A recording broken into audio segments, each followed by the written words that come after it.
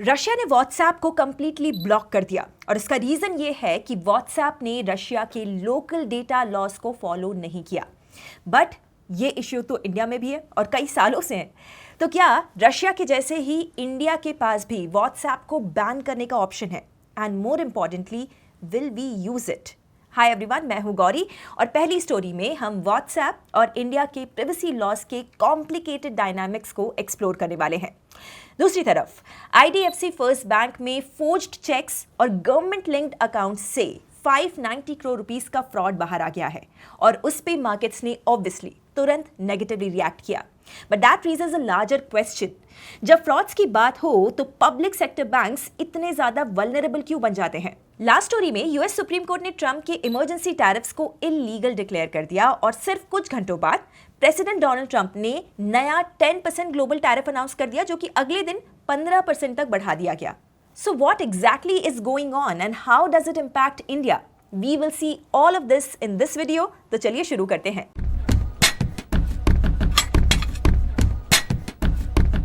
सबसे पहले रशिया ने ऑफिशियली व्हाट्सएप को बैन कर दिया है due to non compliance with their local regulations. और ये मूव एक तरीके से दिखाता है कि when it comes to big techs, governments globally now want tighter control and India is no different. India में भी WhatsApp serious legal scrutiny face कर रहा है सिंस ईयर्स और इसके सेंटर में प्रिवेसी और डेटा शेयरिंग का इशू है। Basically competition commission of India ने हाल ही में व्हाट्सएप पर उनके प्रिवेसी पॉलिसी को लेकर 213 करोड़ रुपए की पेनल्टी लगाई है ऑन द बेसिस दैट उनका जो डेटा शेयरिंग फ्रेमवर्क है वो एंटी कॉम्पिटिटिव है और मोनोपोली क्रिएट कर रहा है। एक्चुअली सिंपली समझे तो एलिगेशन ये है कि यूजर्स को व्हाट्सएप यूज करते रहने के लिए मेटा कंपनीज के साथ अपना डेटा शेयर करने के लिए फोर्सफुली एक्सेप्टेंस देनी ही पड़ती है। ये यूजर इंफॉर्मेशन टारगेटेड एडवर्टाइजिंग और कमर्शियल पर्पसेस के लिए यूज भी की जा सकती है। This also gives WhatsApp users little real choice and raises competition concerns. इस ऑर्डर को व्हाट्सएप और मेटा ने चैलेंज किया, जो अब सुप्रीम कोर्ट में यह मामला चल रहा है। कल हुई हियरिंग में WhatsApp has agreed to do two big things. Users को अपना डेटा मेटा प्लेटफॉर्म्स के साथ शेयर करने के लिए कंपेल नहीं किया जा सकता and for services unrelated to core messaging. Second, users इसमें अपनी मर्जी से ऑप्ट इन या फिर ऑप्ट आउट कर सकते हैं। बट इसके बाद भी scope of data sharing, advertising and monetization rules, consent mechanisms की इफेक्टिवनेस, इन सब पर क्लैरिटी आनी बाकी है and more importantly Supreme court का फाइनल वर्डिक्ट भी अभी पेंडिंग है। इंटरेस्टिंगली, जब प्रीवियस हियरिंग्स में व्हाट्सएप ने ये आर्ग्यूमेंट दिया था कि डेटा शेयरिंग के लिए यूजर से कंसेंट लिया जाता है और उनके पास ऑप्ट आउट ऑप्शन भी तो अवेलेबल है, तो supreme court was not so convinced. उनके अकॉर्डिंग इंडिया के अनऑर्गेनाइज्ड डिजिटली डिपेंडेंट लोग जो प्रिवेसी पॉलिसी के 20 पेज लीगल इंग्लिश डॉक्यूमेंट को रियलिस्टिकली समझ ही नहीं सकते, उनसे कंसेंट लेने का मतलब ही क्या है? और अगर यूजर्स का पूरा नेटवर्क व्हाट्सएप पर है तो ऐसे मोनोपोली के एनवायरनमेंट में ऑप्ट आउट का क्या मतलब है? यानी व्हाट्सएप की फंक्शनिंग पर अब भी क्वेश्चंस बने हुए हैं। बट इसका सोल्यूशन आखिर क्या है? How can we make sure these big tech giants respect the law of the land? अगर व्हाट्सएप हमारी शर्तों को नहीं मानता है पूरी तरीके से, तो क्या उसे बैन करना पॉसिबल है जैसा कि रशिया ने किया? इसका शॉर्ट आंसर है यस, पॉसिबल तो है, but strictly from legal point of view, क्योंकि हमने पास्ट में टिकटॉक को भी तो बैन किया था, रिमेंबर? बट इसका मतलब ये नहीं है कि इंडिया ऐसा फिर से करेगा, खासकर व्हाट्सएप के साथ। इंडिया में व्हाट्सएप सिर्फ एक मैसेजिंग ऐप नहीं रहा, पर्सनल कम्युनिकेशन का बैकबोन बन चुका है। ग्लोबली व्हाट्सएप के सबसे ज्यादा यूजर्स इंडिया में हैं, over 53 crore active users as of early 2026। According to media reports ये सारा डेटा है। वहीं रशिया में ये नंबर अराउंड 10 करोड़ ही था। और सिर्फ चिटचैट ही नहीं, लाखों बिजनेसेस भी व्हाट्सएप बिजनेस पर एक्टिव हैं, specially small and medium sized businesses. इसलिए इंडिया के लिए व्हाट्सएप को आउटराइटली बैन करना एक इकोनॉमिक और सोशल शॉक होगा।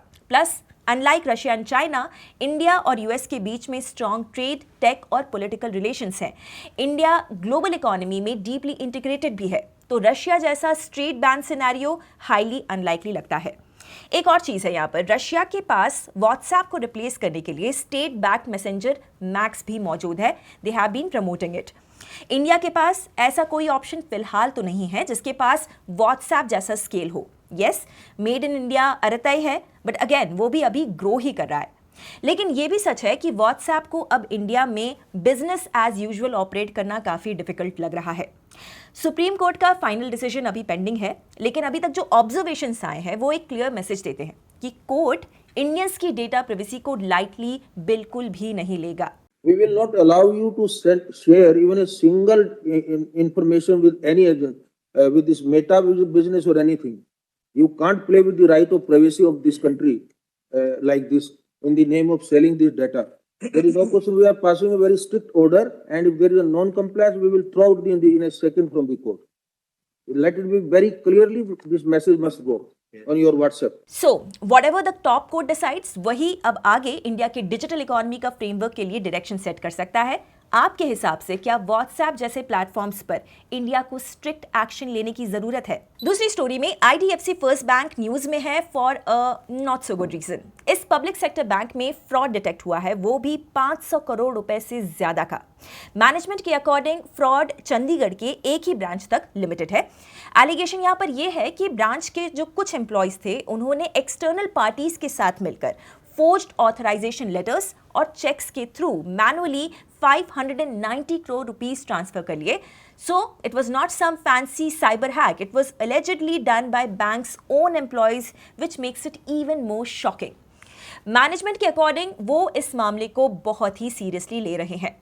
But I can tell you this incident will not pass through our memory because this is a very significant event for us, and we will really just scan every nook and corner of the bank for any such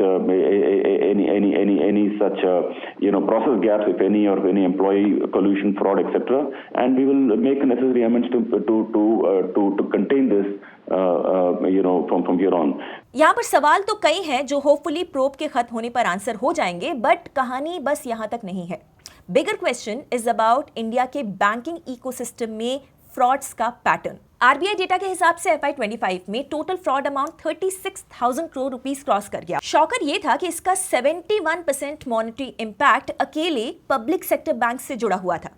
तो real सवाल ये है कि strict regulations, कड़ी निगरानी होने के बावजूद पब्लिक सेक्टर बैंक्स इतने वल्नरेबल क्यों हैं? I found these factors relevant. I think सबसे पहला फैक्टर है legacy systems. Now state bank of India, Punjab national bank, bank of Baroda जैसे PSBs डेकेड्स पुराने इंस्टीट्यूशंस हैं। इनका ब्रांच नेटवर्क मैसिव है और rural, semi urban, even remote locations तक फैला हुआ है। इनमें टेक्नोलॉजी अपग्रेड्स हो रहे हैं, लेकिन काफी अनइवन पेस पर। इससे फ्रॉड का डिटेक्शन कभी कभी देरी से होता है। सेकेंड फैक्टर है स्केल। PSBs गवर्नमेंट डिपार्टमेंट के accounts, agriculture loans, MSME credit वगैरह हैंडल करते हैं, जिनका की वॉल्यूम देखा जाए तो काफी ज्यादा होता है, बड़ा होता है। तो स्केल के साथ ऑपरेशनल रिस्क भी नेचुरली इंक्रीज हो जाता है। थर्डली, सबसे सेंसिटिव फैक्टर है directed lending pressure. Now public sector banks historically government driven schemes implement करते आए हैं। कभी कभी पॉलिटिकल या इकोनॉमिक कंपल्शंस में लार्ज लोन सैंक्शन हुए हैं, जहां पर ड्यू डिलिजेंस में लैप्सेस बाद में सामने आते हैं। विजय माल्या और नीरव मोदी जैसे केसेस इसका लिविंग प्रूफ है। फोर्थली, यहां पर ह्यूमन फैक्टर भी काफी इंपॉर्टेंट है। नाउ आईडीएफसी केस में भी अलेज्ड कल्यूजन का एंगल है। फ्रॉड काफी बार सिस्टम फेलियर से ज्यादा एग्जीक्यूशन फेलियर होता है। इनसाइडर इन्वॉल्वमेंट हो तो documentation, approvals, even audit trail तक मैनिपुलेट किया जा सकता है। अल्टीमेटली बैंकिंग फ्रॉड रेयरली एक सिंगल लूप होल का रिजल्ट होता है। यूजुअली ये human collusion, weak verification discipline, delayed reconciliation जैसे मल्टीपल फैक्टर्स के कॉम्बिनेशन से होता है।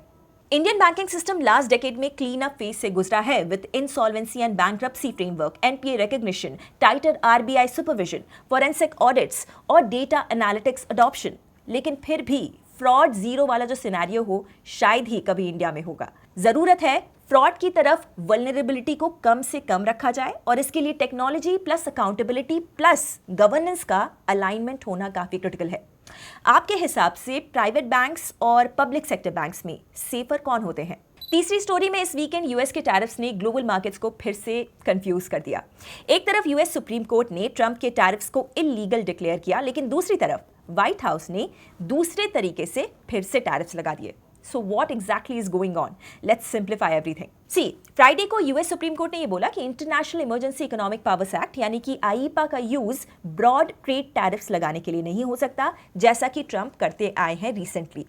ये law originally national emergency situations के लिए बना था, not for blanket economic trade Wars. अब इस रूलिंग का डायरेक्ट इंपैक्ट ये हुआ कि आईपा को यूज करके ट्रंप ने जो भी टैरिफ्स लगाए थे वो ओवरनाइट इलीगल हो गए। मतलब जो countries higher emergency tariffs face कर रहे थे उनको इमीडिएट रिलीफ मिल गया, जिसमें कि इंडिया भी शामिल है। लेकिन ट्रंप कहां चुप बैठने वाले थे। ट्रंप एडमिनिस्ट्रेशन ने आईपा के बदले section 122 of the trade act of 1974 को इन्वोक किया। यह प्रोविजन मैक्सिमम 150 दिनों के लिए टेम्पररी टैरिफ्स को अलाउ करता है विथ क्लियर लिमिट्स। इससे ट्रंप ने अगेन फ्लैट 10% ग्लोबल टैरिफ लगाए, जो बाद में 15% तक रेज भी कर दिया गया। बट इस रेज के लिए कांग्रेस की अप्रूवल लेनी जरूरी है। For now the 10% tariff will go into effect on February 24, यानी कि आज से। सो टेक्निकली इमरजेंसी फ्रेमवर्क गया, लेकिन टैरिफ्स खत्म नहीं हुए हैं। तो अब इंडिया कहां पर स्टैंड करता है? ऑनेस्टली इस पर कोई भी डेफिनेटिव क्लैरिटी नहीं है। इंडियन गवर्नमेंट ने भी इस पर अभी भी कुछ भी क्लियरली कहने से इनकार कर दिया है।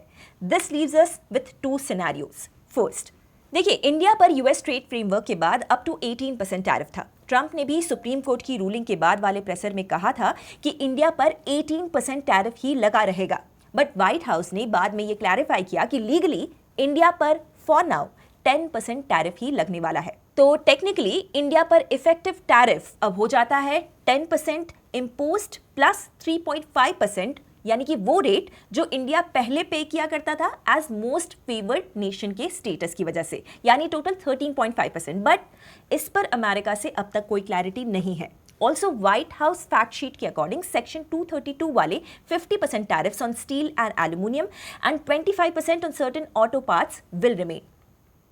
लेकिन पॉलिसी अनसर्टेनिटी, जैसा कि मैंने कहा, अब भी हाई है। सेक्शन 122 अब सिर्फ 150 दिनों का विंडो देता है। उसके बाद ट्रंप एडमिनिस्ट्रेशन ने ऑलरेडी ये सिग्नल दे दिया है कि वो सेक्शंस 232, 201 और 301 जैसे और लीगल रूट्स को एक्सप्लोर करेंगे, जो सेक्टर स्पेसिफिक और स्ट्रक्चरली ज्यादा ड्यूरेबल टैरिफ्स इनेबल कर सकता है। मतलब कि ब्रॉड इकोनॉमी वाइड टैरिफ से शिफ्ट होकर टारगेटेड सेक्टोरल टैरिफ्स आ सकते हैं on the sectors like steel, semiconductors, EVs etcetera. एक और एस्पेक्ट यूएस के साथ ट्रेड डील का भी है। लेटेस्ट डेवलपमेंट्स के अकॉर्डिंग इंडिया ने यूएस के साथ ट्रेड डील पर इस वीक होने जा रहे डिस्कशन को फिलहाल के लिए डिफर कर दिया है। कुछ एक्सपर्ट्स का यहाँ पर यह मानना है कि this supreme court ruling gives India a kind of breathing space in negotiations now. But क्या ऐसा होगा? We will have to wait and see. अब इंडियन स्टॉक मार्केट के कॉन्टेक्स्ट में हम देखें तो immediate worst case scenario avoid हो चुका है, लेकिन सेंटिमेंट फ्रजाइल रहेगा, क्योंकि 150 दिनों बाद क्या फ्रेमवर्क होगा वो अभी भी किसी को पता नहीं है। But structurally global trade realignment चल रहा है। China +1 strategy already supply chains को शिफ्ट कर रही है। अगर इंडिया कॉम्पिटिटिव टैरिफ ब्रैकेट में रह पाता है तो मैन्युफैक्चरिंग और एक्सपोर्ट फ्लोज में अच्छा खासा बेनिफिट मिल सकता है। So do you think Trump की ये जो ट्रेड वॉर है वो फाइनली खत्म होने के कगार पर है या अभी सिर्फ धीमी पड़ी है? That's it for this video. Firstly, Russia में WhatsApp बैन हो गया है और इंडिया में भी अब क्लोज स्क्रूटनी पे है related to its privacy policy, data sharing framework and monopolistic behaviour. आने वाले महीनों में सुप्रीम कोर्ट का फाइनल जजमेंट WhatsApp के लिए ही नहीं बल्कि पूरे इंडियन डिजिटल इकोनॉमी के फ्रेमवर्क का डायरेक्शन सेट कर सकता है। सेकेंडली, IDFC फर्स्ट बैंक का फ्रॉड केस अब इन्वेस्टिगेशन स्टेज पर है, लेकिन ब्रॉडर डिबेट ये है कि इंडिया का banking system high scale, high digitisation environment में रिस्क को कैसे मैनेज करेगा, क्योंकि अल्टीमेटली बैंकिंग बिजनेस ट्रस्ट पर चलता है और ऐसे इंस्टेंसेस के बाद ट्रस्ट को रीबिल्ड करना इतना भी ईजी नहीं होता। थर्डली, यूएस की tariff policy clearly political tool बन चुकी है। इस बीच कोर्ट वर्सेस एग्जीक्यूटिव टसल भी एक नया लेयर है जो कि ऐड हो रहा है, लेकिन as per the analysts India इसमें रिलेटिव बेनिफिशियरी बन सकता है। बट येस, पॉलिसी शॉक्स कभी भी वापस आ सकते हैं बिकॉज यू नो ट्रंप। अगर आपको ग्लोबल मैक्रो और इंडियन मार्केट्स के ऐसे शार्प ब्रेकडाउन पसंद है तो stay tuned to this channel. See you in our next video tomorrow. Investment in securities market are subject to market risks. Read all the related documents carefully before investing.